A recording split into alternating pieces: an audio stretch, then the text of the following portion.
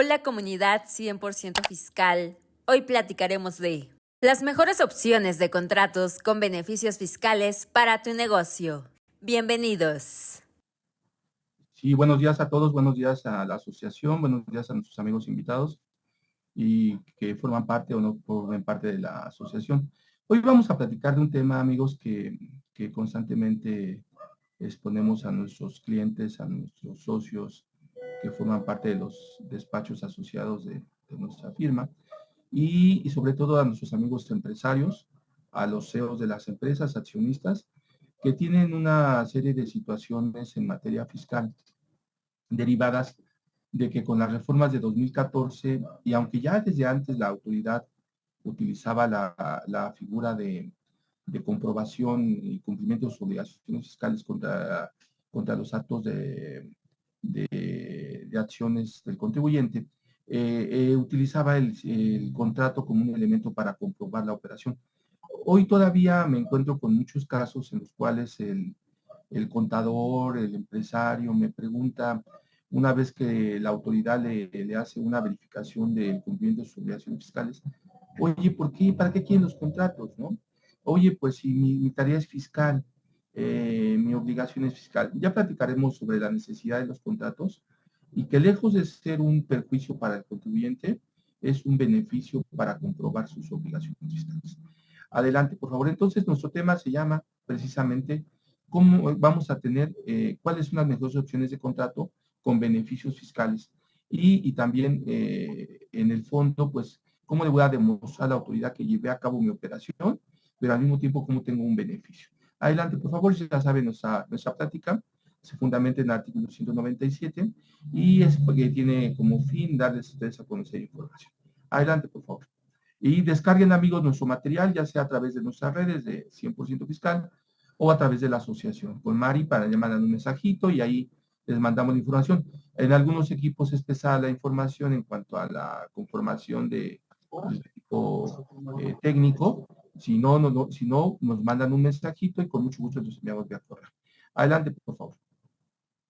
Bueno, en esta plática hoy me acompañan dos expertas en el tema, la licenciada Viridiana Jiménez y la contadora Karen Campos, que ellas han atendido innumerables auditorías en materia fiscal y también han atendido una serie de situaciones de defensa, ya sea en el recurso de revocación o recurso de inconformidad ante las autoridades de seguridad social como autoridades fiscales, o en el tribunal fiscal o en los contenciosos administrativos, en el amparo, incluso en materia penal.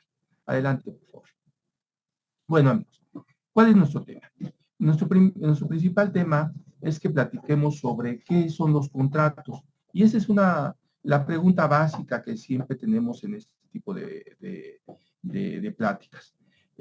Y todos los que formamos parte de una comunidad, ya sea comercial, civil, mercantil o simplemente de la vida cotidiana, firmamos normalmente contratos.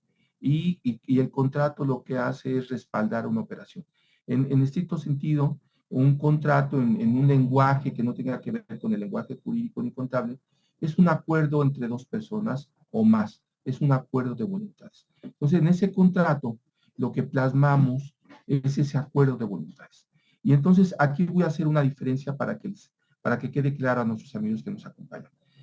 Siempre me preguntan, oye, Raúl, yo tengo un contrato, pero quiero modificar las condiciones originales de mi contrato o voy a dar por terminada ese contrato.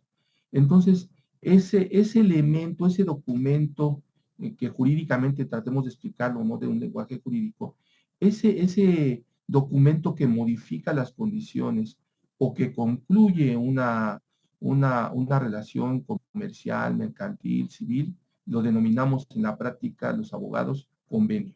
Es el documento que modifica el contrato original, las cláusulas originales, que las modifica o las extingue, ¿sí? Quiere decir que con ese documento podemos dar por terminado el contrato. Y fíjense que es algo bien importante a mis compañeros de la asociación, a los empresarios. Casi no encontramos en las empresas el convenio de terminación del contrato. Y súper importante en estos momentos en el mundo fiscal, porque para la autoridad ella dice, pues como aquí tu contrato es indeterminado, cuando lo dejan abierto o es determinado, pero no sabemos si se concluyó o no el trabajo. Elemento fundamental para demostrarle a la autoridad que mi trabajo se concluyó, se entregó, se revisó o lo suspendimos, es que firmemos los convenios. Porque es la forma que, por ejemplo, en materia administrativa, es, por ejemplo, nuestra carta de satisfacción del cliente. Dice el cliente, te agradezco mucho que terminaste el trabajo. Entonces, un elemento fundamental, amigos, es que contemos con los convenios que van amarrados a nuestro contrato. Entonces, esto es un superelemento para materia fiscal, ¿sí? Entonces, tratemos de que nuestros abogados, nuestros contadores, busquen terminar la relación o el contrato a través de un convenio. Y en ese convenio vamos a decir, en razón de que con fecha tal firmamos contrato y en razón de que con tal fecha firmamos un convenio modificando las acciones y que me entregaste tal día, hoy se termina el contrato y entonces tenemos un convenio y tenemos un elemento para efectos fiscales para demostrarle a la autoridad que se llevó a cabo. Fíjense que qué interesante en el convenio podemos enunciar como una especie de cronología de los hechos que llevamos a cabo y también le podemos meter evidencias, fotografías, minutas de trabajo, ¿sí? Entonces, fíjese lo importante que nos ha sido para la defensa fiscal y a todos los empresarios que nos acompañan, el contar con un convenio de terminación de la relación que firmamos en nuestro contrato. Entonces, aquí les damos la primera perla, la primera recomendación. Todo contrato tiene que ir acompañado de un convenio de terminación y todo contrato tiene que ir acompañado, si modificamos las condiciones, de un convenio. Y entonces, amigos, ahí ya tenemos, digamos, el elemento base. Ahora platiquemos, amigo, de los tipos de contratos que tenemos. Una de las preguntas que más nos hacen los clientes, que más nos hacen la gente que se acerca al despacho, la gente que se acerca a la asociación, como saben, como miembros de la asociación,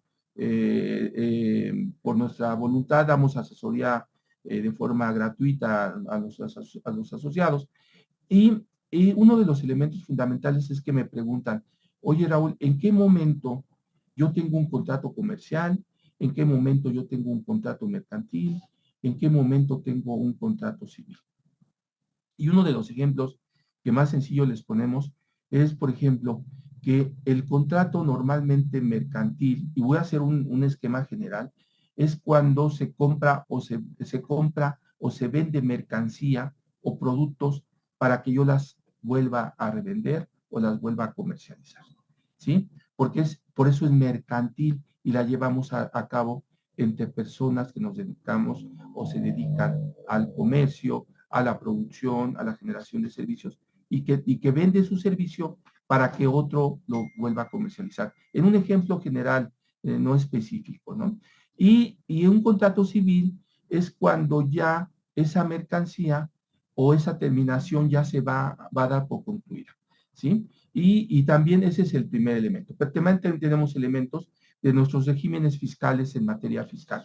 Por ejemplo, yo les comentaba a nuestros amigos, para que ubiquemos en la materia fiscal los contratos, tenemos la actividad empresarial y profesional, tenemos la actividad de sueldos y salarios, y deberían de ver la importancia de los contratos cuando la autoridad fiscal revisa a una persona que tiene sueldos y salarios, pero que por alguna relación, alguna situación X, tuvo otros ingresos adicionales, derivados de una pensión, derivados de una herencia, derivados de una devolución, derivados de elementos que en su cuenta bancaria aparecieron recursos y ya solamente tenía sueldos y salarios.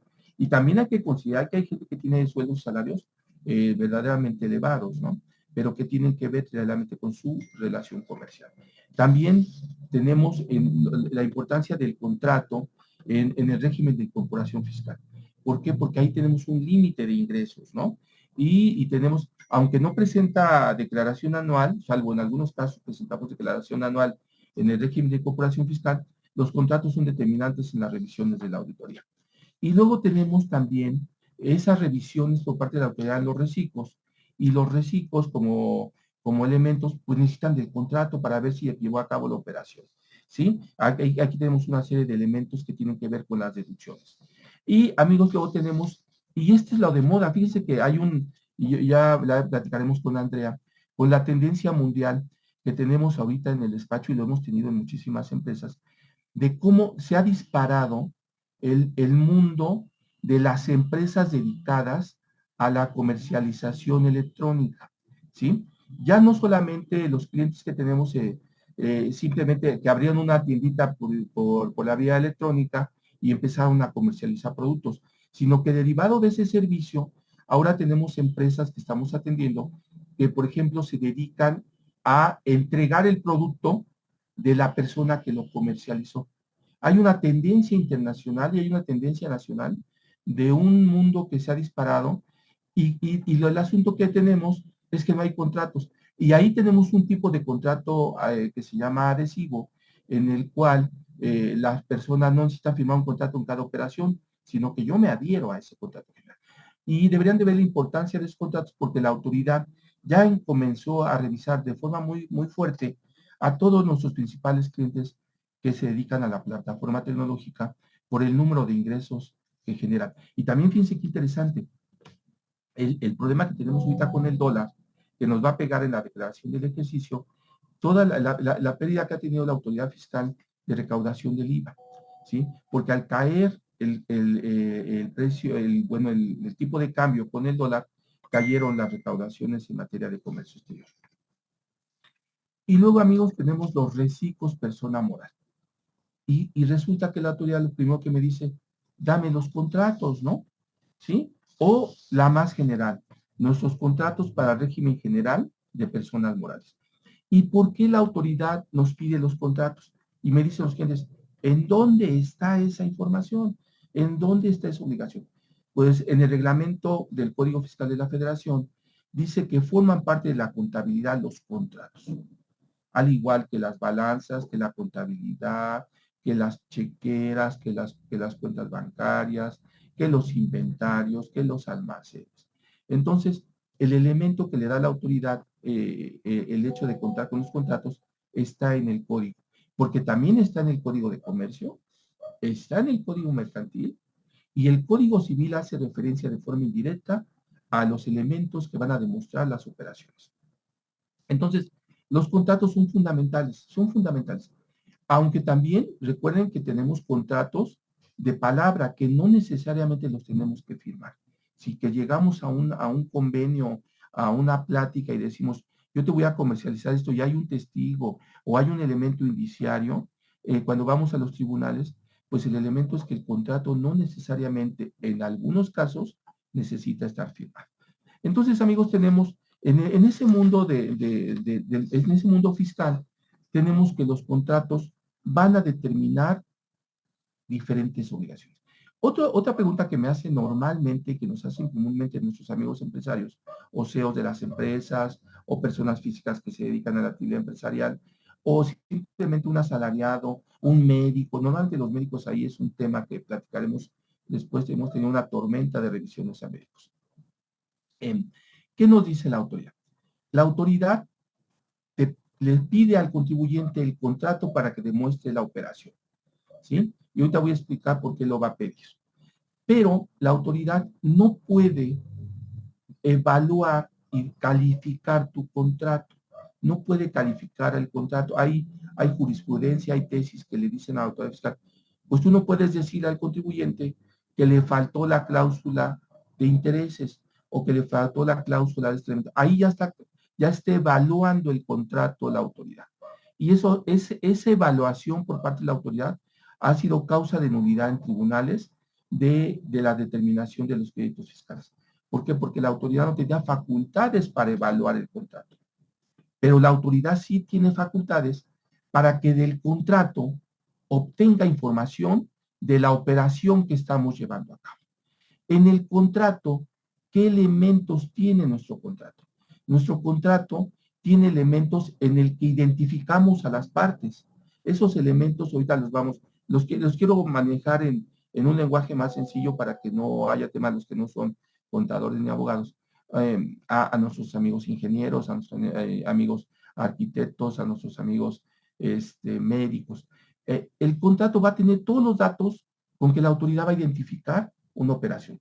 En el contrato le señalamos los nombres de los participantes, el nombre del representante legal, le identificamos nuestros domicilios, le identificamos nuestra actividad, le identificamos si tenemos poder o si somos representantes. En el contrato señalamos la actividad que vamos a desarrollar. Es decir, ya le estamos dando a la autoridad en el contrato la razón de negocio y materialidad de nuestro acto. Le estamos dando condiciones para llevar a cabo la actividad.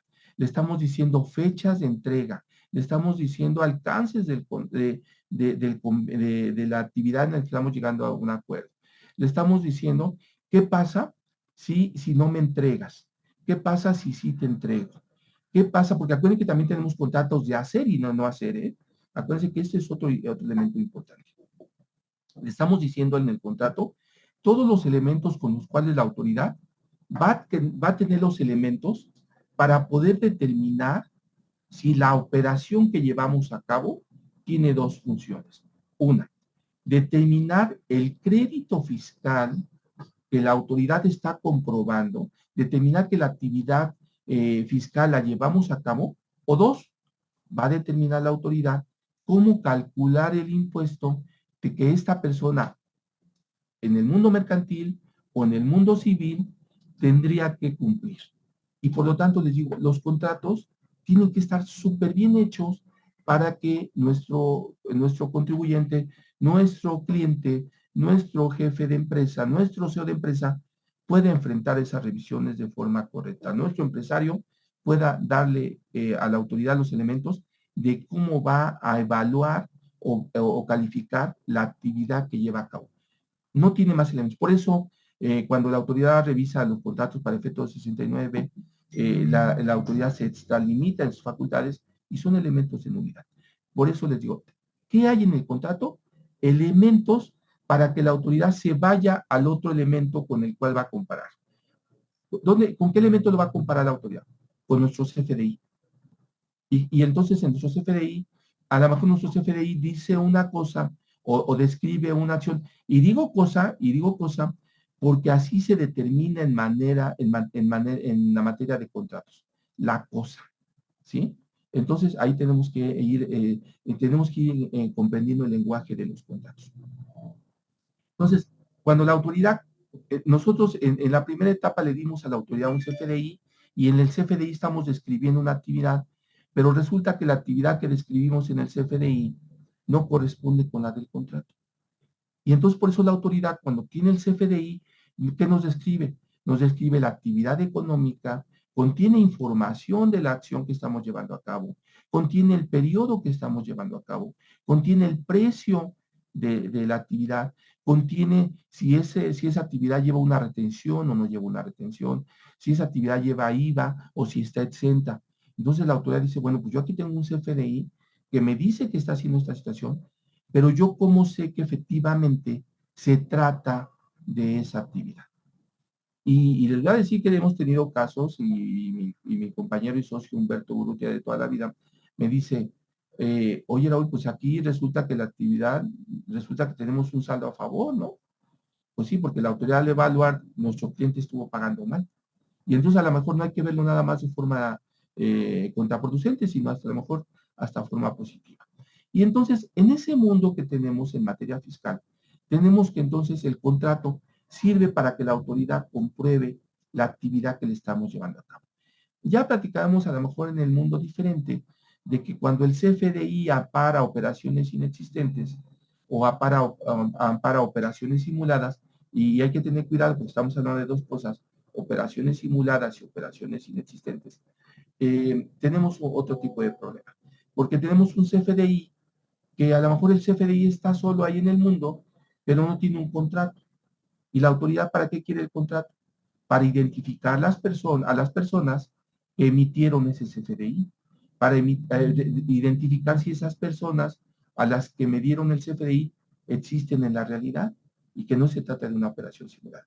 Entonces, yo cuando les doy este punto de vista nuestro de nuestra empresa, a veces chocamos con mis compañeros contadores porque no lo quieren comprender de esa manera.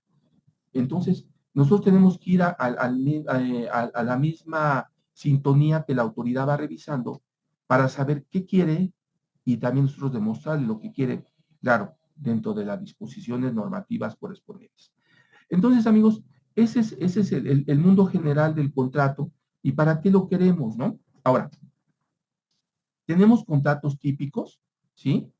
Tenemos contratos de crédito, tenemos contratos atípicos y dentro de los contratos típicos tenemos los perfectamente regulados por la ley, que dice la ley, este lo regula el Código de Comercio, este lo regula el Código mercantil, este lo regula el Código Civil. Acuérdense que casi todos los contratos nacen del Código de Comercio y después su forma de actuar la tomamos del Código Mercantil o del Código Civil o disposiciones alternas. Me van a decir como cuáles. Por ejemplo, tenemos contratos que no existen en el mundo mercantil, pero que tampoco existen en el mundo civil, pero que sí existen en el mundo fiscal. ¿Sí? Y ahí tenemos otro tipo de contratos. Luego de esos contratos típicos, tenemos también los contratos atípicos, que no están regulados por ninguna ley. Y entonces cuando la autoridad viene, bueno, pues este contrato atípico, ¿en qué te lo fundamentas? Pero la ley, como no lo prohíbe, es un contrato válido. Pero entonces ese contrato atípico, los abogados tratamos de acomodarlo en alguna de las disposiciones más cercanas a la disposición. Y lo adecuamos y le vamos dando la forma que necesitamos para que exista. Y entonces vamos a ir viendo eso para que todos los compañeros que necesiten después de la plática al final alguna asesoría, pues con mucho gusto estamos para apoyarlos. Luego tenemos entonces los elementos ya de mi contrato. Y luego tenemos, amigos, otros contratos que llamamos innominados. Esos contratos innominados son contratos que no tienen nombre, ¿sí? Pero que existen en la realidad. ¿Por qué? Porque las dos personas se pusieron de acuerdo para llevar esa actividad, ¿sí? Tienen otra función. Fíjense, uno de los elementos importantes en materia fiscal, sobre todo porque estamos hablando de nuestra materia, es que, por ejemplo, muchos de los clientes, desafortunadamente, han sido revisados por asimilados a salarios, ¿sí? Llega la autoridad fiscal con las facultades de revisar la actividad de asimilados a salarios. Pero la autoridad nunca te dice en su norma, en su orden de visita, que te viene a revisar el contrato de asimilados a salarios. Hemos tenido muchos casos, ya ven que estuvo de moda que a mucha gente se le pagaba por asimilados a salarios de empresas de quién sabe dónde salieron esas empresas, y le pagaron a nuestro director, a nuestro CEO, a nuestros administrativos, les pagaron a través de la figura de asimilados a salarios. Entonces llega la autoridad y la autoridad dice, pues para mí esta empresa no existe, esta empresa yo no la tengo en ningún lado, y entonces, pues ¿cómo le pagó? Le hacen una invitación, llegaron muchas invitaciones, siguen llegando las invitaciones, y le preguntan al contador, le preguntan al abogado, y el abogado le dice, a ver, en la invitación le preguntan a nuestro abogado, abogado, deme usted el contrato con el cual se le pagó asimilados a salarios a esta persona. ¿Y qué hace nuestro amigo contador, nuestro amigo abogado? Se reúnen y dice, pues vamos a entregar el contrato de asimilados a salarios.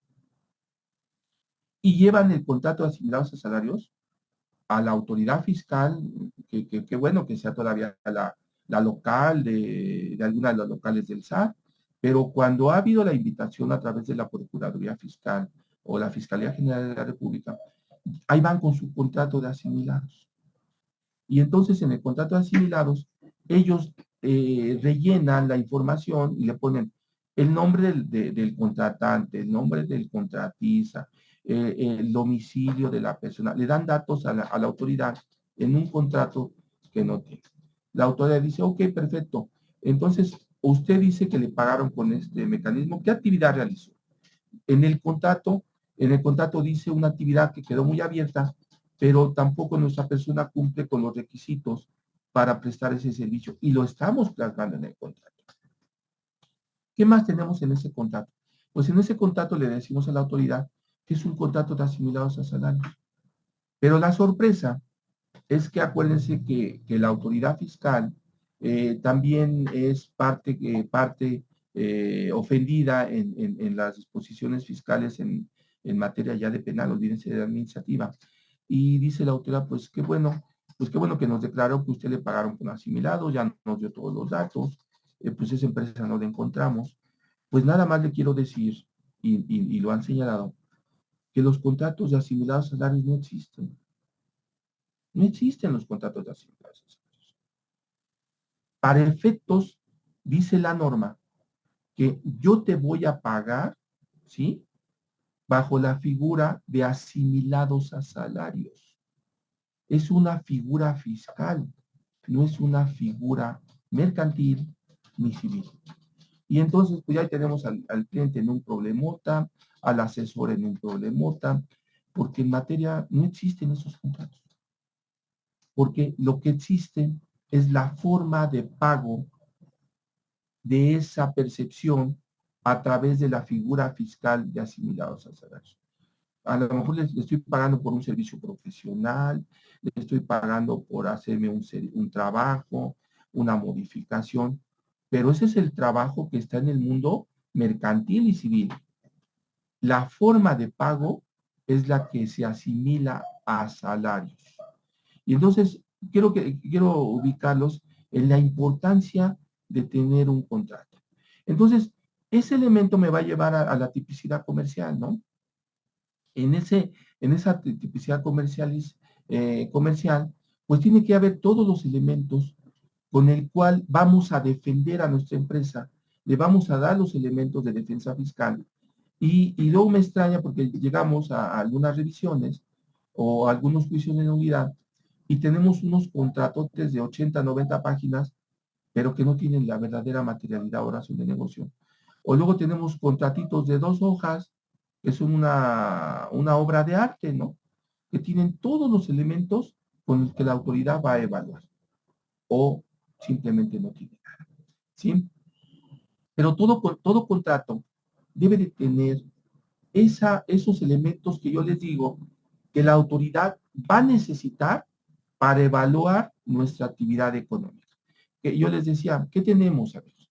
Pues tenemos que describir la función, la fecha, los lugares, los elementos, para demostrar que la actividad económica que estamos llevando a cabo se lleva a cabo. Ahorita encontramos un contrato bien interesante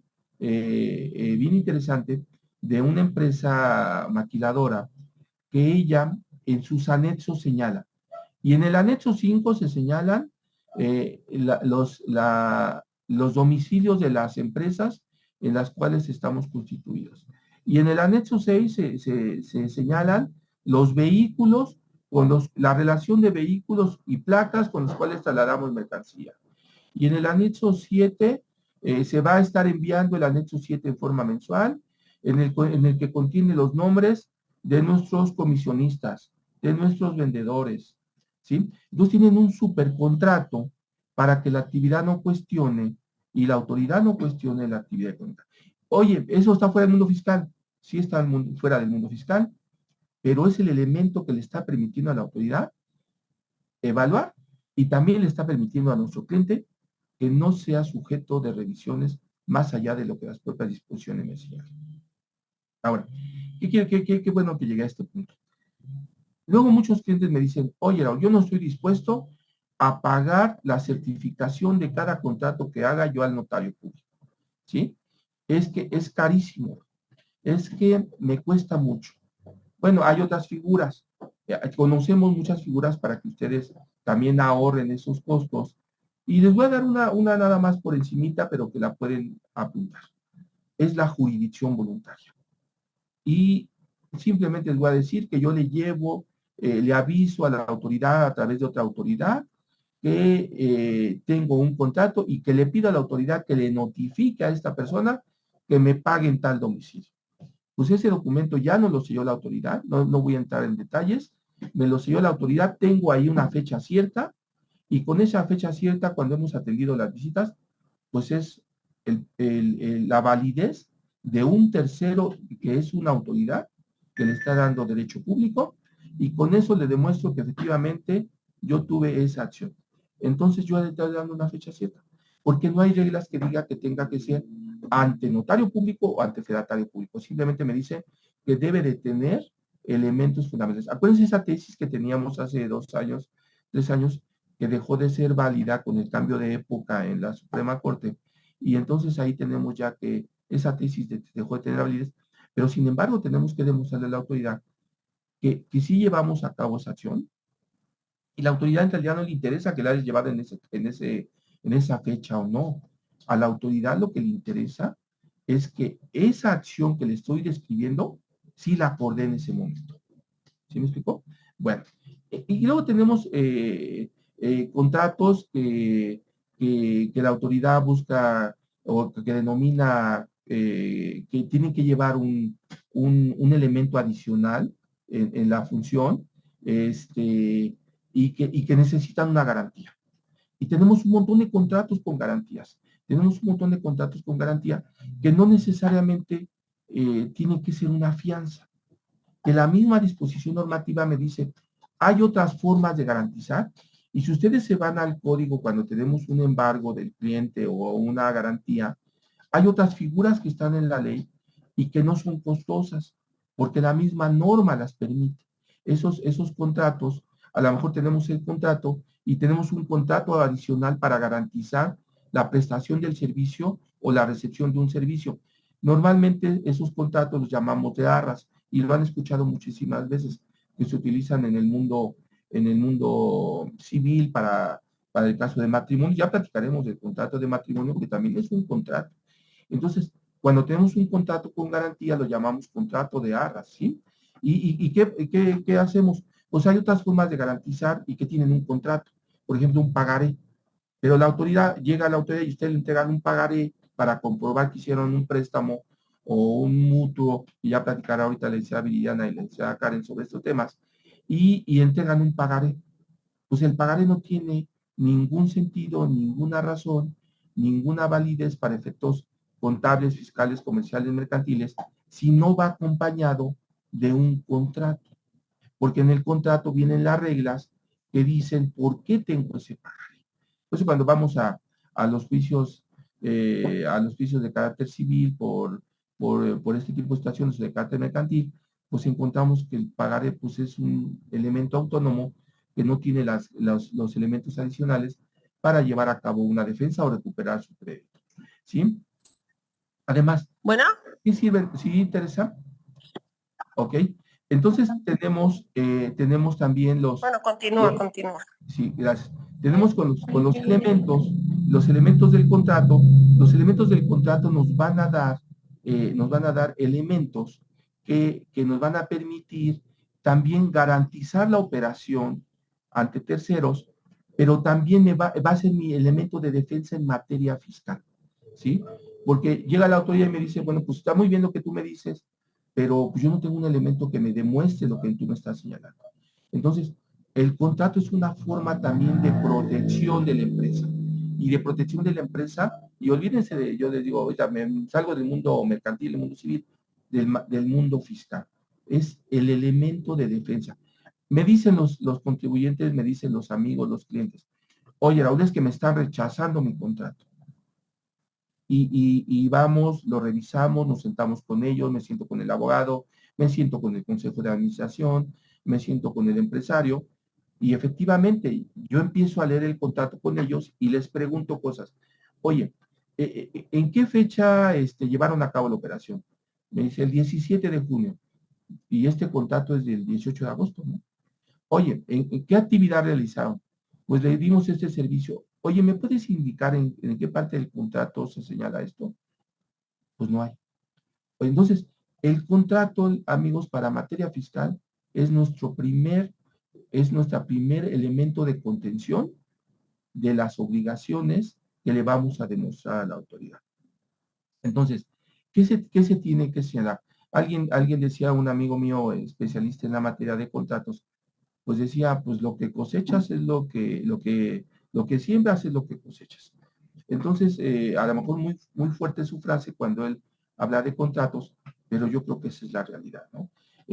Si hacemos una mala siembra y vamos al SAT, nuestra cosecha va a ser negativa, ¿sí?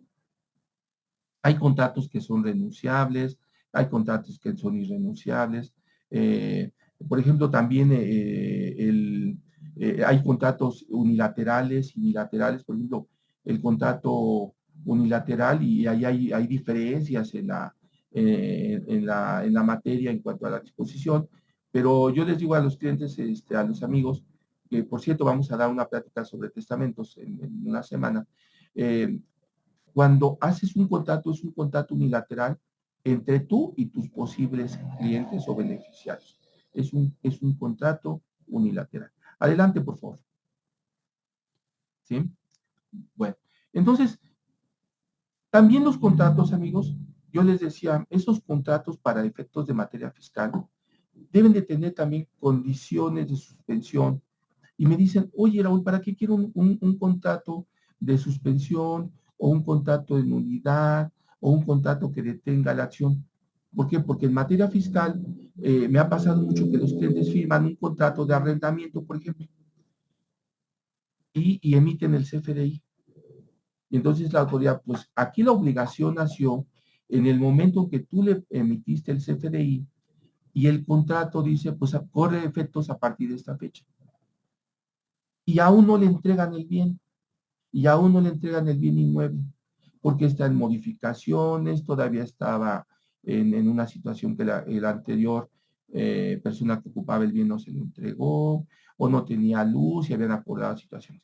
Bueno, no hay reglas en los contratos que si ustedes no las colocan, le dan el efecto fiscal. Claro que si mi contrato dice, este contrato tendrá efectos a partir del momento en que sea recibido por el arrendador y el arrendatario. ¿Y cuándo lo recibió? Sí, lo firmé en junio, pero lo recibí este enero. ¿Qué efectos fiscales tiene? Pues este enero. ¿Sí? Pero oye, emití un CFDI. Bueno, pues dale efectos a tu CFDI en PPD o en PUE, y tú tienes que señalar muy claramente en tu contrato, en tu CFDI, qué efectos fiscales le vas a dar. Nosotros normalmente nos hacemos el mal solitos y nuestros clientes tienen una situación. Ahora, un contrato que tiene elementos o que no tiene los elementos completos, pues puede ser un contrato que tenga elementos ocultos y puede ser un contrato nulo, de nulidad absoluta o relativa, pero también eso lo evalúa la autoridad. Eso lo evalúa la autoridad. Entonces, qué más problemáticas podemos tener si nosotros no le damos los elementos fundamentales? Entonces, amigos, eso es un panorama general de los contratos. Esperamos que esta primera parte les sirva mucho a todos, a mis compañeros que son dueños de empresas, CEOs, contadores, para que evaluemos los contratos y entonces le demos la importancia de que cuando tengamos una revisión fiscal, le demos la importancia de por qué la autoridad me está revisando. Aquí les dejo un material para que ustedes ya con calma, cuando tengan insomnio, lo lean, y digan, pues sí, aquí me dijo esto, ya no podía dormir, menos voy a dormir, ¿no? Entonces ya tengo elementos. Voy a invitar a la licenciada Viridiana Jiménez, y vamos a hablarles a grandes rasgos de algunos contratos que son muy importantes en el mundo fiscal. Y también les quiero comentar, antes de que iniciemos esta parte de la plática, Viridiana, que hay contratos que no necesariamente tienen un ingreso o un gasto y que son altamente figuras fiscales que nuestros amigos dueños de empresas los pueden utilizar y que le dan un elemento de efecto fiscal de resultado cero, ¿no? Pero que no los utilizamos, ¿no? Y el contrato principal, ¿no? Viridiana, a grandes rasgos, para avanzar lo más que podamos de aquí a las 10:30, platícales a nuestros amigos las características del contrato de compra-venta. Y aquí en el mundo del contrato de compra-venta pasas todas las regímenes fiscales que les platicaba yo al principio, ¿no? A grandes rasgos, Viridiana, para avanzar muy rápido, ¿qué características tiene el contrato de compra-venta? Y algunas disposiciones fiscales que nos pueden servir. Continuamos, por favor. Y recuerden, amigos, el material lo podemos bajar a través del chat o pedírselos a nuestros amigos de la asociación para que ustedes lo cuenten con él y cuentan también, les vuelvo a reiterar, al final con 3 asesorías gratuitas, llaman, mandan su correo, su WhatsApp, y los que quieran alguna constancia de esta plática también la pueden pedir por el chat. ¿Sale? Muchísimas gracias. Viridiana, platícanos entonces este contrato y sus Sí, elementos. licenciado. Muchas gracias, buenos días y buenos días a todos los que nos acompañan. Vamos a comenzar justamente platicando un poco acerca del contrato de compra-venta, tanto sus implicaciones fiscales como algunas de sus características. Ahora, bueno, es importante comentar, como bien lo menciona el licenciado al principio de esta plática, que el contrato por sí solo no va a dar los efectos fiscales, sino de aquí van a derivar de acuerdo al objeto y a las cláusulas que va a contener este mismo. Comenzamos mencionando que el artículo 2248 del Código Civil Federal es el que nos va a dar el concepto de lo que es el contrato de compra-venta. Nos menciona que va a existir la compra-venta cuando uno de los contratantes se obliga a transferir la propiedad de una cosa o de un derecho y el otro a su vez se obliga a pagar por ellos un precio cierto y en dinero. Aquí vamos a encontrar dos elementos. Contando las obligaciones serían 3. Entre los elementos personales vamos a encontrar lo que es el vendedor y el comprador.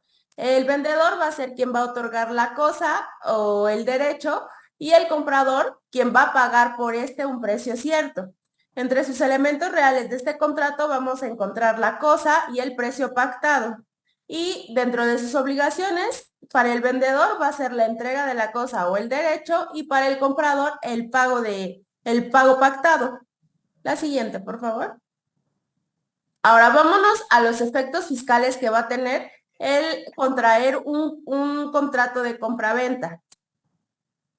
Estos efectos fiscales van a ser tanto para personas morales que tributan de conformidad con el título segundo de la ley del ISR, como para personas físicas con actividades empresariales. Asimismo, para personas físicas que tributan bajo el régimen de ingresos por enajenación de bienes. En cuanto al impuesto sobre la renta, vamos a tener que puede ser derivado de operaciones de enajenación de bienes y asimismo enajenación de bienes muebles. Vamos a hablar un poco de la enajenación de bienes. Esto lo vamos a encontrar estos dos supuestos en el artículo 93 de la ley del ISR. En el primero vamos a tener que para efectos del vendedor van a tener los ingresos exentos y para la enajenación de casa habitación justamente nos lo establece, como lo mencionábamos, el artículo 93 de la ley del ISR, la misma que va a tener algunas deducciones. Por ejemplo, sus deducciones en cuanto a casa habitación es cuando sean meramente indispensables, como en este caso puede ser alguna construcción, alguna mejora dentro del inmueble. Vámonos al siguiente supuesto. Para la enajenación de bienes muebles, tenemos que son, los va a contemplar la exención, de los siguientes bienes, que pueden ser bienes muebles, los distintos a las acciones, a las partes sociales, títulos valor y de las inversiones del contribuyente. Cuando en un año calendario la diferencia entre el total de la enajenación y el costo comprobado de la adquisición no exceda de 3 veces salario mínimo general. Asimismo, la utilidad que exceda va a ser por la que se va a pagar el impuesto. La siguiente, por favor. Y en cuanto a efectos de impuesto al valor agregado, vamos a tener la causación del impuesto. Esta la vamos a encontrar en el artículo primero, fracción primera, de la ley del impuesto al valor agregado, y su cálculo va a ser con la tasa del 16%. Ahora, ¿qué se entiende por enajenación para efectos de la ley del IVA? Esto lo vamos a encontrar en el artículo 8, el cual nos establece que se entiende por enajenación, además de lo que va a señalar el Código Fiscal en su artículo 14, el faltante de bienes en los inventarios de las empresas. En este último caso, la presunción admite prueba en contrario. Aquí es importante mencionar que cuando la autoridad hace la revisión, aquí entra justamente lo que es presunción. ¿Por qué? Porque al realizar los inventarios de las empresas y se percata de que hay un porcentaje que no puede comprobar, automáticamente la autoridad lo va a tomar como si fuera una compraventa, por lo tanto, va a indicar que esos ingresos van a tener que pagar algún impuesto. Ahora, la información de recepción de contraprestaciones como medidas de cumplimiento de la lucha contra las operaciones con recursos de procedencia ilícita. Este comentario lo hacemos y es importante porque dentro de la ley de recursos de procedencia ilícita nos encontramos justamente con la compraventa, que puede ser una de estas actividades y que es muy cuestionada por la autoridad fiscal.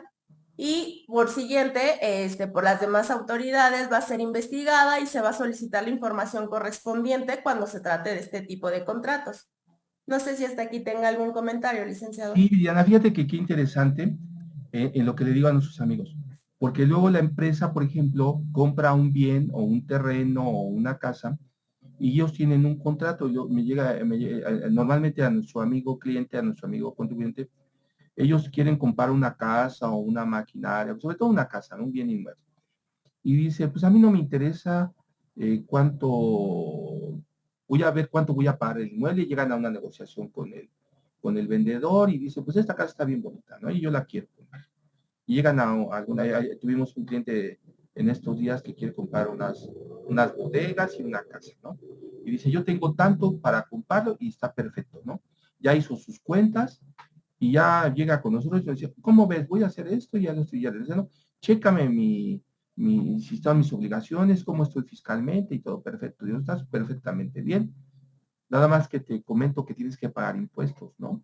Y que tienes que pagar retenciones, traslado de dominio, y eso te implica como el 7, el 8% de la venta de la operación, pero eso no está en mi contrato. No, pues en mi contrato no va a estar, eso está fuera del contrato. Y ese es el mejor ejemplo de efectos fiscales.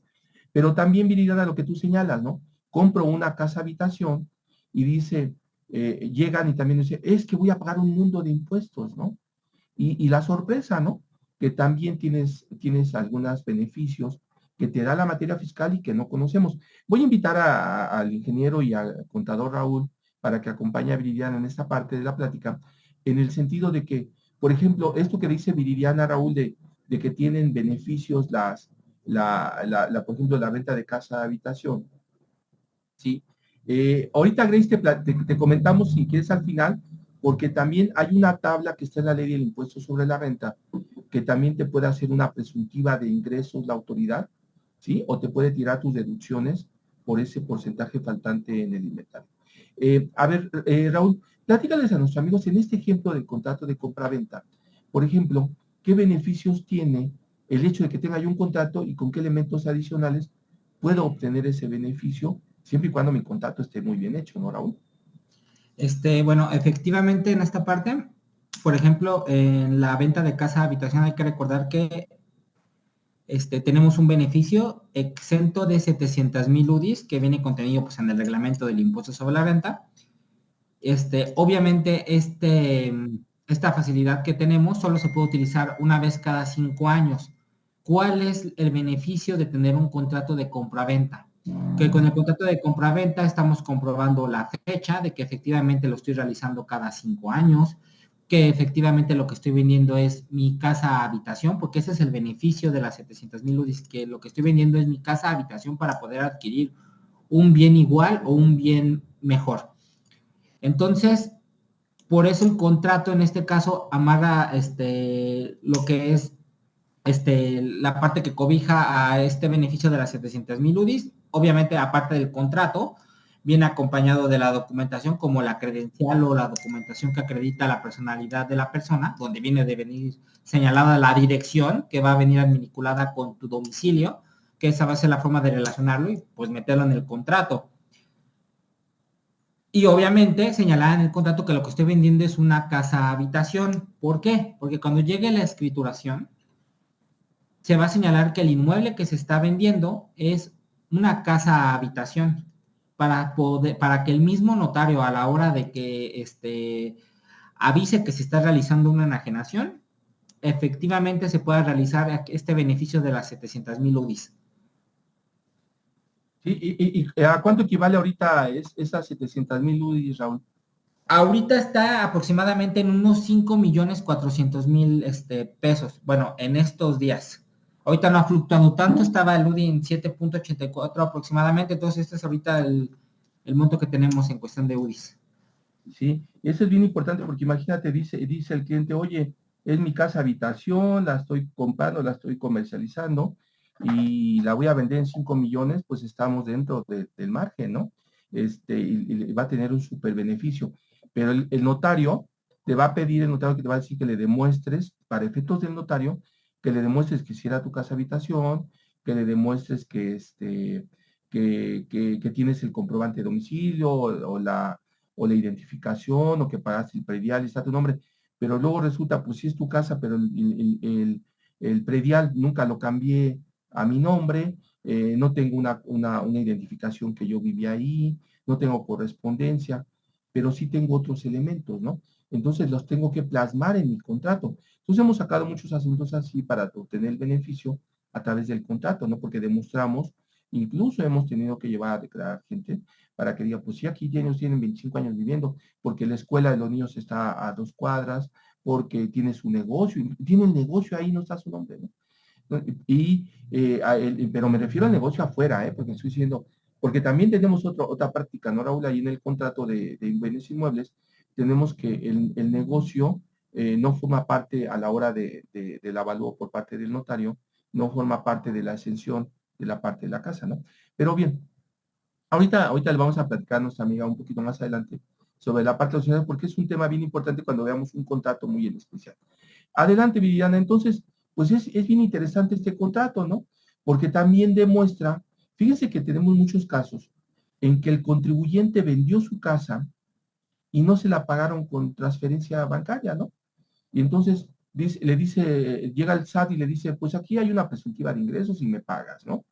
¿Cómo me demuestras que ese dinero no viene de otro lado? Pues aquí está mi contrato, ¿no? Aquí está la forma en que le firmé un recibo a esta persona. Entonces, hay elementos que van a amarrarse con el contrato. ¿Sí, Viridiana? Pues sigamos, Viridiana, por favor. Sí, licenciado. Justamente aquí nada más haciendo énfasis, como bien lo comentó, el contrato por sí solo no va a tener una validez total para la autoridad. Únicamente va a ser como el medio para saber cuáles son las obligaciones y asimismo qué tipo de documentos deben de respaldar este contrato para que se le pueda dar esa validez al 100%. La siguiente, por favor.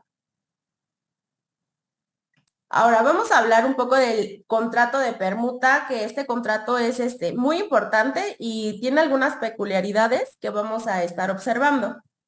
Este contrato lo vamos a encontrar su concepto en el Código Civil Federal, justamente en el artículo 2327, el cual nos indica que una permuta es un contrato por el cual cada uno de los contratantes se obliga a dar una cosa por otra.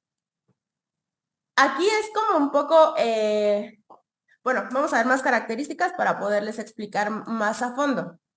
Asimismo, aquí vamos a encontrar que cada uno de los contratantes va a tener el nombre de permutante y cada uno de estos contratantes se va a obligar a dar una cosa por otra. Se va a regular como la compraventa que está prevista en el Código Civil Federal, excepto por las reglas referentes al precio. Sus efectos fiscales. Aquí vamos a encontrar que se considera como una doble enajenación. ¿Por qué? Porque ambas partes están adquiriendo un bien. No están, por lo tanto, se podría considerar como un ingreso. Por eso aquí se va a considerar como una doble enajenación. Esto, de acuerdo a la fracción primera del artículo 14 del Código Fiscal de la Federación, que nos establece que se va a entender por enajenación de bienes toda transmisión de propiedad, aún en la que el enajenante se reserve el dominio del bien enajenado. Asimismo, el artículo 119 de la Ley del ISR considera que hay dos enajenaciones de bienes para efectos de ingreso por enajenación de bienes. Y el artículo 34 de la Ley del IVA nos comenta que se deberá pagar por cada bien cuya propiedad se transmita o cuyo uso o goce temporal se proporcione o por cada servicio que se preste. Asimismo, aquí tocamos el tema del impuesto sobre adquisición de inmuebles. Esto de conformidad con lo que establece el artículo 112 del Código Fiscal de la Ciudad de México, en el cual nos indica que están obligadas al pago del impuesto sobre adquisición de inmuebles las personas físicas y las morales que adquieran inmuebles. Aquí, como estamos observando, se está haciendo referencia a que, como bien lo mencionaba al principio, ambas partes van a recibir una cosa. No están recibiendo algún pago por algún bien, sino están recibiendo a lo mejor una casa por una bodega. Entonces, por eso mismo se está considerando como una enajenación por ambas partes. La siguiente, por favor. Y vamos a pagar la diferencia porque hemos tenido casos muy fuertes en el que la autoridad nos dice inmediatamente que señalamos esa operación y van a decirse, ¿y cómo se dio cuenta, no? Pues el notario. Exacto. Cuando Sí, porque fuimos con ahorita el el notario ya notario, está obligado a justamente declarar el tipo de contratos o los actos a los que da fe pública. y entonces ahí se da cuenta, ¿no, Viri? Y entonces la autoridad, a ver, ¿cómo hicieron un estudio de costos? ¿Cómo hicieron el pago de las diferencias? Alguno de los dos debió de haber tenido una utilidad, dice la autoridad, pero mira, para no meternos en problemas, me pagan los dos. Y entonces es muy común eso, que esto, y les decíamos que tenemos otro contrato muy parecido que vamos a platicar más a rato. Esto nada tiene que ver con el trueque, ¿eh? Con el trueque azteca, ¿no? Tiene que ver con efecto fiscal. O sea, pues me quieren engañar, ¿no? Y recuerden, amigos, que nuestros amigos empresarios, que también tenemos otra figura que es muy parecida. Fíjense que todas las figuras las tenemos ahí en el Código Civil, ¿no? Pero, por ejemplo, cuando hay un intercambio de pagares, que hay un intercambio de pagares y le damos, yo te debo, tú me debes, hay una figura que es muy importante y que la usamos fiscalmente de forma muy común para matar deudas, que el mismo código lo señala y que la autoridad fiscal la reconoce como, la figura de la confusión, ¿sí? O sea, llega el momento en que esa figura así se denomina, no es que sea una confusión, pero el hecho es de que los dos van a equilibrar las deudas y para ahí, en esos casos, hemos hecho algunos contratos muy interesantes, ¿no? Para que se acabe la deuda y llegamos a un acuerdo y que se sale del cambio del modelo anterior de contrato, ¿no? Oye, Viri, y luego tenemos este contrato de donación tan especial, tan, tan dado de a conocer y que dice, pues es que yo se lo doné y no voy a pagar nada, ¿no? Y vamos a invitar aquí a la contadora y abogada Karen Campos, que es uno de los contratos que más vemos en materia fiscal, ¿no, Karen? Que llega el cliente y dice, es que yo se lo doné y ahora el SAT me está cobrando, ¿no? Espérate, a ver, el contrato de nación tiene reglas muy específicas, ¿no? ¿Nos puedes platicar, Karen, sobre ese contrato tan afamado y que lo tenemos en todas las empresas en este país, ¿no? Sí, muchas gracias, licenciado. Buenos días a toda la comunidad. Yo les voy a platicar sobre el contrato de donación, en este caso, aspectos generales. Pues bueno, es un contrato unilateral, es considerado instantáneo porque ambas partes deben de estar de acuerdo con el acto. Es de carácter gratuito, es consensual y juega un papel muy importante, ¿ok? Porque implica ciertos aspectos fiscales, los cuales los vamos a ver en la siguiente diapositiva. La que sigue, por favor. Bueno, hay diversas causas de terminación en cuanto a la donación y esta puede ser por revocación, por excepción, porque se va a reducir las donaciones o cuando desafortunadamente el donante, pues antes de que surte efectos esta donación, pues fallece, ¿no? Ahora, ¿cuáles son las implicaciones fiscales, los efectos fiscales dentro de ISR IVA? Pues bueno, aquí en el artículo 119 de la Ley de Impuestos sobre la Renta nos dice que no se van a considerar ingresos por enajenación cuando se dé esta donación. Eso quiere decir que la persona que realice el donativo por un bien, pues no va a tener que reflejar esa parte como si ella tuviera un ingreso. Ahora, ¿qué pasa con la persona que recibe el donativo? Pues bueno, aquí dice que en efecto, de acuerdo al artículo 130 del artículo de la ley de ISR, pues bueno, nos dice que la donación se podrá considerar como un ingreso por adquisición.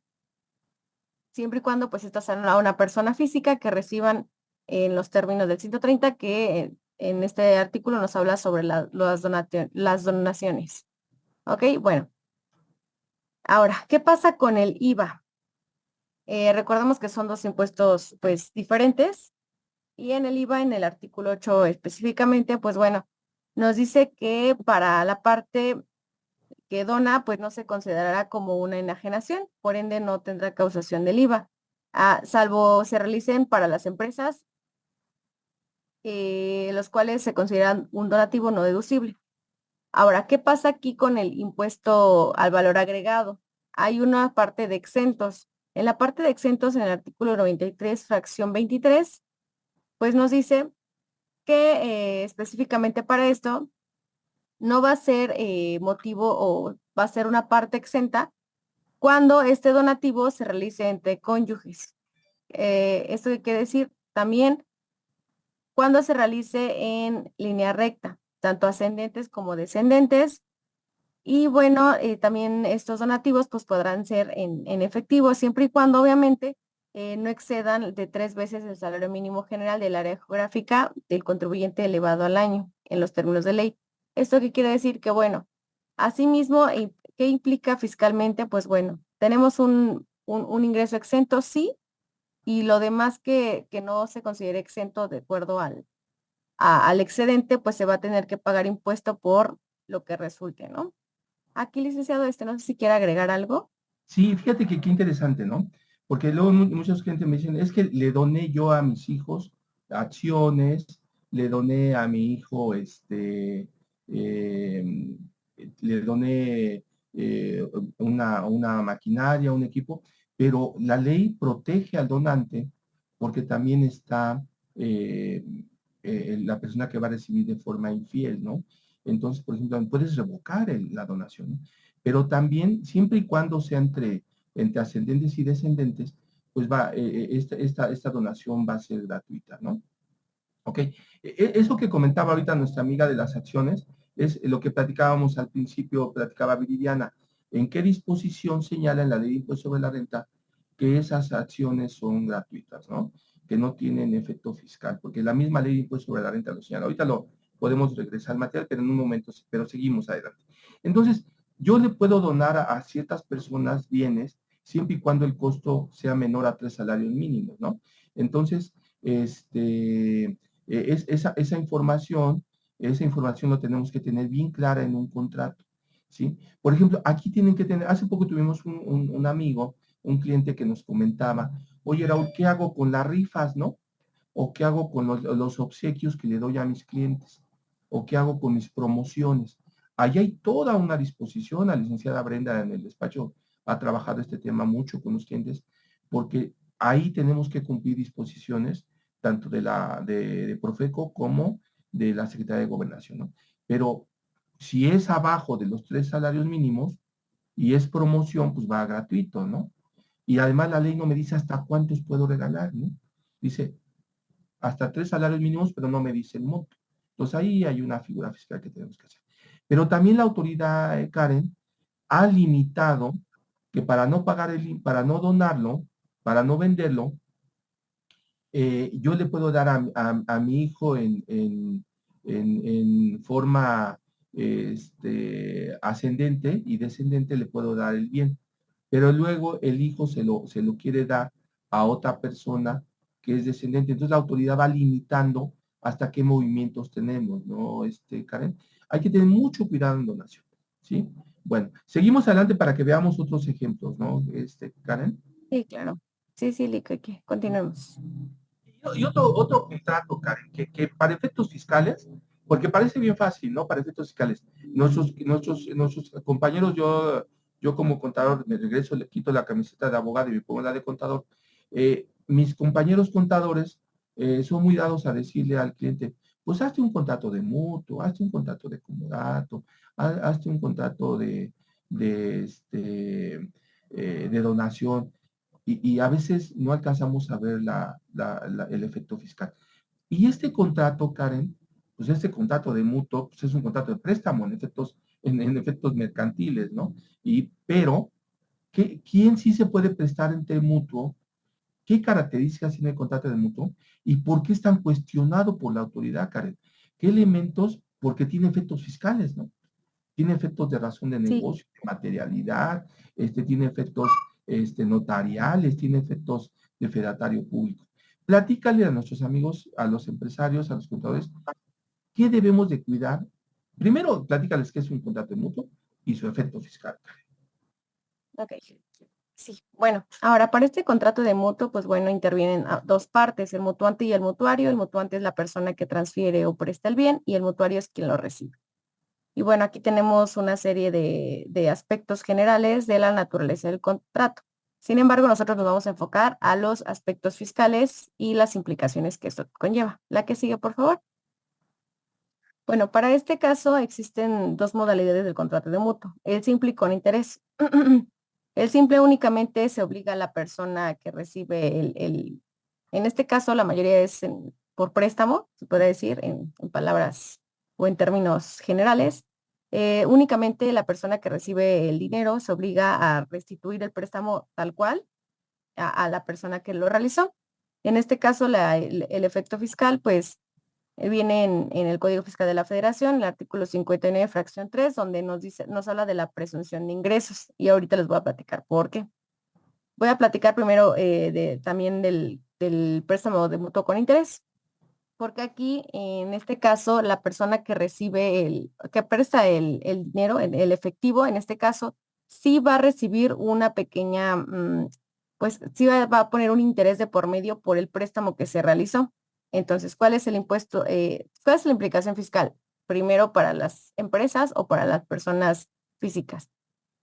Que en la experiencia en cuanto a las revisiones por parte del Servicio de Administración Tributaria, cuando revisa los ingresos, pide los estados de cuenta. Entonces, ¿qué te revisa? Pues obviamente que tanto los FDIs emitidos estén referenciados o estén efectivamente recibidos en los estados de cuenta bancarios. Cuando se realiza este cotejo entre estados de cuenta bancario y facturación, pues bueno, aquí sale que tal vez 2, 3 milloncitos están de más o no están respaldados con una factura, con un CFDI que efectivamente emitió la empresa que está revisando. Entonces, ¿qué dice la autoridad? Entonces presume que esos son ingresos. ¿Cuál es la importancia de esto? Pues bueno, que se realice el contrato. En nuestra experiencia es mejor estar respaldado con el contrato de mutuo con interés, derivado de que, bueno, así hay una razón de negocios. ¿Qué quiere decir esto? Que, bueno, la persona que realiza el préstamo tiene la razón de negocio de que va a recibir un beneficio por realizar el préstamo. No únicamente lo va a dar y hasta ahí, no, sino que aparte de que se le va a regresar o se va a retribuir este recurso que prestó, pues bueno, va a tener un beneficio fiscal. ¿Qué pasa aquí? ¿Qué implicaciones tiene? ¿O qué debemos de cumplir para que la autoridad fiscal, cuando nos revise, dé por hecho que sí existe una razón de negocios? Que bueno, que aparte de que el contrato, pues obviamente los pagaré, en este caso estén certificados o cotejados por notario público por el tema de fecha cierta, porque muchas veces, pues la autoridad dice, no, pues es que tú, ok, tienes el contrato, pero no me viene algo de referencia que sí se hizo o que sí se realizó en ese momento, y no nada más porque me buscas justificar esa cantidad. Ahora, ¿qué implicaciones fiscales tiene la persona que presta? Pues bueno, ya sea persona física o moral, que obviamente como va a obtener un beneficio económico por el interés que va a cobrar sobre el préstamo, bueno, va a tener que dar de alta su actividad económica, que va a recibir ingresos por interés y aparte va a tener que emitir el CFDI respectivo con el porcentaje que le cobró del interés mensual. Entonces, ¿qué respalda entonces un préstamo? El contrato de mutuo, el pagaré que esté efectivamente llevado ante notario público, que se emita el CFDI por interés y que aunado a eso, obviamente se reintegra el préstamo, se paga el interés y pues bueno, obviamente que lo declare tanto mensual en el pago provisional y de manera anual, ya sea como persona física o moral. Ahora, aquí licenciado, no sé si gusta hacer algún otro comentario. Sí, un elemento fundamental, ¿no? ¿Por qué usamos el contrato de mutuo en las empresas? Porque se diferencia del préstamo que vamos a recibir de las instituciones financieras, ¿sí? Bancarias, ¿no? para ser de una forma sencilla, ¿no? Allá, pues es un contrato de préstamo, hay que sigue reglas, y acá es un contrato entre particulares, normalmente lo ocupamos en este mecanismo, ¿no? Entonces yo soy el empresario de la empresa y le presto a mi empresa o le presto a mis familiares. Ya saben que cuando empresas familiares nunca van a recibir su dinero, pero todos tienen su contrato, ¿no? Entonces, pero tienen su contrato. Entonces, ahí tienes un contrato y entonces la autoridad te va a decir, bueno, ¿por qué tenías ese dinero? Bueno, ¿cuál es la razón de negocio? Pues es que es mi familiar, es mi amigo, sí, ahí la autoridad te va a dar oportunidad. Pero dice, pero cuando se lo prestas a la empresa, normalmente la autoridad te dice, oye, pues, ¿y cuál es tu razón de negocio, no? Entonces, por eso es importante lo que tú señalas. Hay un interés, es un préstamo normal, pero fuera de la institución bancaria, ¿no? Que aquí tuvimos un caso muy interesante, les voy a platicar, que tuvimos una revisión a una señora que tenía como 8 millones de pesos en sus cuentas bancarias y entraba y salía el dinero, ¿no? Y el SAT la revisó, el esposo nos llama y nos dice, por favor, ¿me pueden ayudar a la revisión que le están haciendo a mi esposa? Porque el SAT le está deteniendo un crédito como de 20 millones de pesos. Y bueno, pues a ver, venga, y platicamos con ella. Y la autoridad lo que estaba haciendo es que está revisando y determinando el crédito, un promedio de 8 millones mensuales. La señora se dedicaba a la figura de las tandas, ¿no? Entraba el dinero y salía, entraba el dinero y salía. Y la autoridad ya estaba compulsando a las otras señoras y a otros señores, porque había señoras y señores. Y la autoridad decía, ok, el problema no es que haya préstamos, el problema no es que haya una tanda, el problema es que como yo sé que ese dinero que ellas están depositando y regresando viene de una actividad lícita, ¿no, Karen? Porque además lo sacaban en efectivo y lo metían en efectivo, ¿no? Entonces ahora sí que era el gasto y el dinero del señor que no quería que la esposa supiera, y ahí lo metían y lo sacaban. El problema de esa operación es que era todo en efectivo. Pero el otro problema es que ya hacía préstamos, Karen, y hacía préstamos mutuos simples o mutuos con interés, pero pues, nunca los declaraba, ¿no? Entonces ahí fue todo un tema muy interesante que ya les platicamos, muy interesante en una auditoría, ¿sí? Adelante, Karen, platícanos de otro tipo de contratos que tenemos o tienes algún elemento más adicional a este contrato. No, licenciado, creo que se tocaron los puntos importantes del contrato de mutuo, en este caso. Exacto, Karen. Y ahora viene el contrato mercantil, amigos, en las empresas. Acuérdense aquí, el contrato mercantil es el que se presta entre los comerciantes, ¿sí? A terceros o a los mismos comerciantes. Y aquí también tenemos un tema bien interesante, porque a veces nuestros comerciantes, dan el contrato de préstamo mercantil, y tuvimos un caso bien interesante. Él le prestaba al cliente dinero y le hacía un contrato de préstamo, pero aparte luego con ese dinero el cliente, el que recibió el dinero, le compraba mercancía a él, ¿sí? Cuando había otra figura que podrían haber utilizado, ¿no? El contrato de consignación, ¿no? O otro tipo de contratos que tenemos. A grandes rasgos, Viri, ¿qué características tiene el contrato de préstamo mercantil y que le sirva a nuestros amigos que se encuentran en estos temas y para efectos fiscales, porque estamos en el mundo fiscal, ¿no? Claro, licenciado. Vamos a hablar un poco, como menciona, algunas características esenciales de este contrato. Bueno, el préstamo mercantil es el contrato traslativo de dominio por el cual el prestador va a entregar al prestatario bienes fungibles.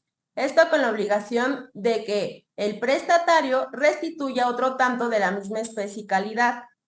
Este está regulado en el Código Civil Federal, en el artículo 358, y también está regulado bajo la denominación de mutuo, tal como lo comentaba la contadora Karen. Tendrá algunas similitudes. Se reputa mercantil el préstamo cuando se contrae en el concepto y con expresión de que las cosas prestadas se destinan a actos de comercio. Esta es alguna de las diferencias que vamos a tener entre el mutuo explicado anteriormente y este préstamo mercantil, que es destinado para actos de comercio. Entre sus características vamos a tener que es traslativo de dominio, derivado de que el prestamista se obliga a entregar la propiedad de la cosa o dinero. Es principal, ya que de este no va a depender algún otro contrato para su existencia y validez. Es unilateral, ya que solo va a producir obligaciones en una de las partes. Es un contrato real, derivado que los efectos del préstamo no surgen hasta que se realiza la entrega de la propiedad, recordando que, bueno, la propiedad es un bien, ¿no? Gratuito por naturaleza y oneroso por excepción. Es gratuito porque el prestatario no está obligado a pagar contraprestación alguna si no se pacta expresamente en el contrato. Es por eso que hacemos alusión a que es importante establecer las cláusulas que estén claras y que se especifique cada uno de estos puntos. ¿Cuál va a ser el pago? ¿En qué periodicidad? ¿Cuánto va a durar el contrato? Va a ser conmutativo desde el momento en que las partes celebran el contrato y conocen las cargas y los gravámenes que se encuentran determinados en el mismo, que va de la mano con el comentario anterior. Va a ser personal. La relación se establece en consideración a las circunstancias personales del cliente y es de tracto sucesivo o instantáneo, ya que la devolución de la cosa prestada se puede realizar en un solo acto o en varios, de igual manera, dependiendo de lo que se pacte en el contrato. La siguiente, por favor. Bueno, para desvirtuar, con un contrato de préstamo civil, como lo comentaba anteriormente, el contrato no va a tener validez al 100% por sí solo, sino que debe de contar con algunos elementos o documentos que lo respalden para comprobar que efectivamente se realizó la actividad. Y bueno, la presunción relativa a que los depósitos en la cuenta bancaria del contribuyente son ingresos, para esto se debe probar que se depositó en su cuenta el importe pactado en el contrato, así sea con los recibos o estado de cuenta. Pues la exhibición del contrato solamente va a acreditar la celebración de este. De igual manera, lo comentaba la contadora Karen, cuando se trate de CFDIs o en este caso estados de cuenta, es importante que el concepto contenga el mismo concepto del contrato para saber que hace referencia al pago de este.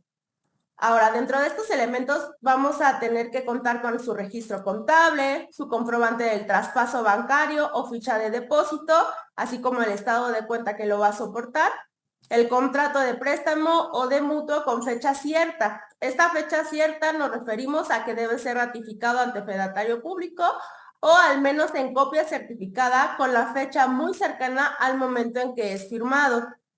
También se debe realizar un estudio de precios de transferencia que valide el porcentaje o monto de interés cobrado o la ausencia de ellos y debe de contener, y muy importante este elemento, una razón de negocio. Esta debe estar basada en un beneficio económico que no sea fiscal y que sea real o proyectado plenamente justificable y comprobable. Como lo mencionaba, este elemento es importante porque la autoridad aquí va a determinar el por qué se llevó a cabo este contrato y qué beneficio va a tener la celebración del mismo. La siguiente, por favor. No sé si tenga algún comentario en el contrato. Si regresas a la anterior lámina, Dulce, este contrato es el de los más cuestionados por la autoridad, porque efectivamente hemos tenido casos en el cual, y ya los hemos tenido que pelear allá en tribunales, en tribunal fiscal, porque bueno, pues nosotros lo peleamos ya, mis compañeros que lo pelean en la materia civil y mercantil, es otra película, pero nosotros acá lo peleamos en la materia fiscal. Tenemos que efectivamente la persona tuvo ese ingreso en la cuenta, ese depósito, y aquí tenemos los dos elementos, ¿no? La diferencia, y me da mucho gusto que nos acompañe mi amigo Alejandro, y hace muchos años llevamos un caso muy parecido en esto, Alejandro Navarro, ahí tenemos el caso de que no es lo mismo un depósito que un ingreso, ¿no? Yo tengo un depósito en mi cuenta bancaria y puede venir de muchísimas formas, ¿no? Pero la autoridad te dice, ok, tienes ese depósito, pero dime la razón de negocio de por qué la empresa lo recibió. Pues necesito ese recurso porque no le puedo pagar a mis proveedores porque mis clientes vienen retrasados en el pago, ¿no? Y efectivamente te demuestro que con este recurso yo lo utilicé para comprar maquinaria para pagar a proveedores. Pero la autoridad nos cuestionó en un juicio muy fuerte que efectivamente recibían los recursos a través de la empresa La empresa pagaba el dinero, el interés, estaba muy bien amarrado esa parte, pero la segunda parte es la que estaba totalmente mal amarrada. La empresa le prestaba a los accionistas el recurso sin ningún costo y entonces ellos no lo utilizaban para el objetivo del negocio. ¿Sí me explicó? Entonces decía la autoridad que lo que estábamos haciendo y la autoridad lo que cuestionaba era el interés. Decía, bueno, si allá le pagas interés es tu tema, ¿no? Pero acá el problema es que tú le prestas a tus accionistas sin ningún costo. Entonces la autoridad nos determinó unas cantidades muy fuertes ahí. A final de cuentas la pudimos librar porque bajo otras figuras, ¿no? Pero el hecho, Viridiana, de que todo contrato de préstamo mercantil, todo contrato tiene que estar sustentado con su materialidad, razón de negocio. Y importantísimo el tema que tocaste, Viridiana. Tenemos el préstamo y no lo registramos contablemente bien. Llega la autoridad y dice, bueno, ¿y esto de dónde salió? ¿Sí? O fíjense que tenemos, por ejemplo, lo que platicaba Karen hace rato en mutuo, en contratos de mutuo, contratos en el sentido de que esos bienes que yo tengo en la empresa, que no son míos, los tengo que registrar en cuentas de orden. Y ya estoy hablando con mis compañeros contadores. ¿Por qué? Porque la autoridad dice, todo lo que no sea tuyo y lo usas, si no es tuyo, mételo a cuentas de orden para que yo sepa por qué lo tienes ahí, porque además haces gastos. Tienes una maquinaria y pagas gasolina, tienes una casa en comodato y pagas el predial, pagas el agua, y bueno, ¿y en razón de qué, no? Ah, mira, pues la tengo en cuentas de orden, ¿sí? Entonces, acuérdense, en el mundo fiscal juega un papel importantísimo la relación entre las dos relaciones. Ok, ahora vamos a avanzar. No sé si Raúl quieras platicar, Raúl, porque vamos contra el tiempo. Ya dedicaremos algunos, saben ustedes que nos preguntan y les vamos dando respuesta, amigos, de algunas preguntas que están en el tintero. Pero a mí me gustaría, no sé, Raúl, si quieras comentar, Viri, Raúl, sobre ese porcentaje de cuando la autoridad llega y te audita, tú le muestras el contrato y tienes dentro del contrato, tienes mercancía y la autoridad llega y te dice, a ver, aquí hay diferencias del inventario y yo digo, autoridad, que para mí esos son ingresos acumulables porque no los tienes ni registrados, pero no los tienes las salidas registradas, pero sí las tienes en ingresos y yo las veo aquí las facturas, ¿no? Y lo primero que nos pega es en el IVA, ¿no, Raúl? No sé si quieras comentar algo sobre esta situación en específico, sobre eso faltante de inventario, Raúl. Así, efectivamente. Bueno, hace rato nos hicieron la pregunta de qué porcentaje, pero en realidad no existe ningún porcentaje. ¿Qué es lo que pasa?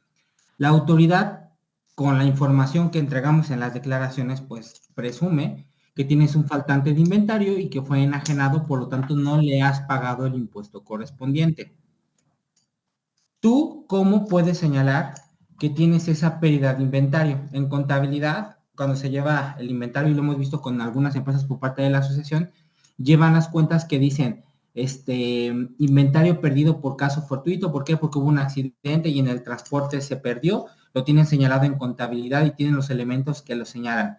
Que tenemos inventario por deterioro, lo tienen metido en contabilidad.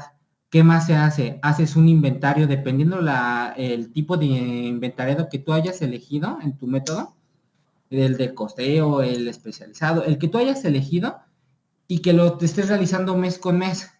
Con esas mismas diferencias de inventario es con la que el contribuyente se defiende y señala, ¿sabes qué? Yo tengo inventario en pérdida de caso fortuito o por pérdida de, ¿cómo se llama? Del simple hecho de que se va perdiendo, ¿no? Por la transportación.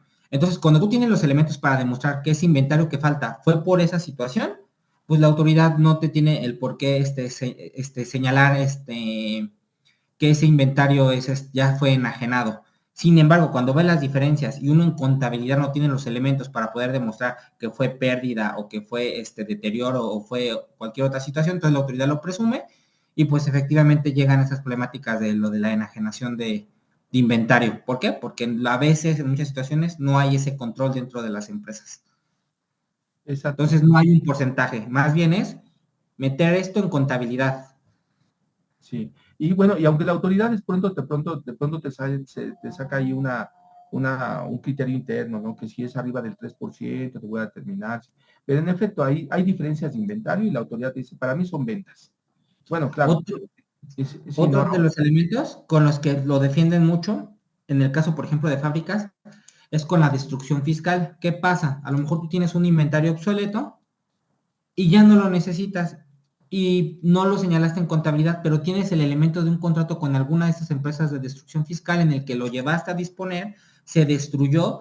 Estas empresas de destrucción fiscal obviamente tienen relación incluso con el SAT, pues, porque es un permiso especial y ellos tienen los formatos especiales y con eso también puedes demostrar que ese faltante de inventario, a lo mejor no lo tienes en contabilidad, pero lo tienes en un contrato con alguno de estas empresas que se dedican a la destrucción y disposición de inventario. Este es otro de los elementos, si es que también fuera el caso, ¿no? sí, y ahí pasa mucho que es diferente a caducidad del producto, ¿eh? Porque yo tengo producto que está vigente, que tiene las características de vigente y que es óptimo para su venta, para su comercio, pero aparentemente falta.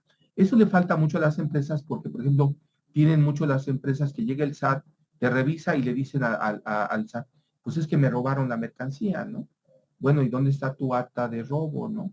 ¿O dónde está tu acta de falta? Porque, y entonces el SAT te dice, bueno, pues aquí tienes un problema de control interno, pero yo, SAT, no me voy a meter en tu problema de control interno. Para mí me faltan mercancías y para mí, de acuerdo a materia de IVA, son ventas y provisionalmente me pagas ese IVA, presentas tu complementaria en el pago provisional y en la anual, pues no tienes el efecto, ¿no? Bueno, hay muchas preguntas, amigos, y yo los invito a que les vamos a dar respuesta a todas, identificamos algunas de las preguntas y hemos recibido muchas preguntas por el chat y por Telegram y desafortunadamente pues tenemos el tiempo limitado.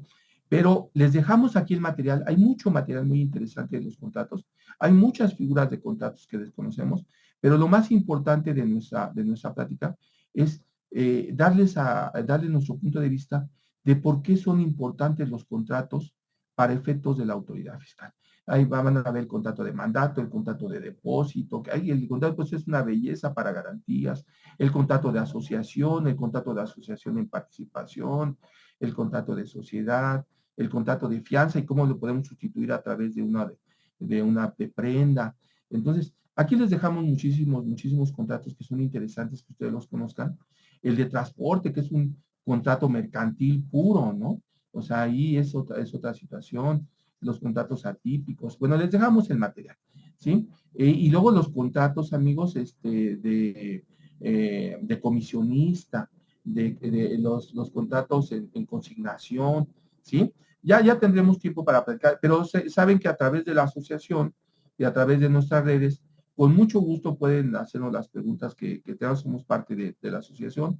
Y un saludo a Rafael Suárez, un saludo a Alejandro Navarro, a Rodrigo, y con mucho gusto, fíjate, a nuestra compañera que nos está preguntando, yo creo que ya estuvimos platicando ahí con Andrea y con Rubí, yo creo que ya vamos a regresar presencial en algunos cursos a la asociación, vamos a regresar presencial en algunos cursos, ahí tendremos más tiempo para platicar, ahí no vamos a estar con el tiempo de las redes, y con mucho gusto vamos a darles una plática sobre esto.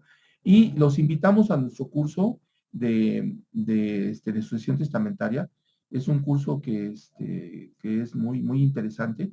Ahí voy a tratar el tema de las acciones, voy a tratar el tema de las donaciones, de las acciones cuáles tienen características de no ser grabadas, y vamos a platicar muchísimas acciones. Pues les agradecemos a todos su presencia y a nombre de la Asociación de Empresarios y a nombre de nuestra presidenta Rubí Sánchez les damos las gracias por su presencia y los invitamos a formar parte de la comunidad de la asociación como de la comunidad de 100% fiscal. Y también los que necesiten información adicional y su constancia de que estuvieron por acá, mándenos un mensajito, les enviamos información y les recuerdo, de nada sirve que tengamos un machote de contrato porque el machote simplemente me va a guiar. Siempre hay que hacer un contrato especial y específico para cada empresa. No se adecúan, los contratos no se hacen como algunos contadores amigos nos han dicho, es que pues llame un machote y yo lo hago. No, no, no, no. Los contratos deben de adaptarse a cada empresa. ¿Sale? Pues muchísimas gracias por su participación y regreso los micrófonos a la asociación y lástima que se nos fue el tiempo. Gracias. Cualquier duda o aclaración, escríbenos en nuestras redes sociales. Asuntos Fiscales, Soluciones Fiscales.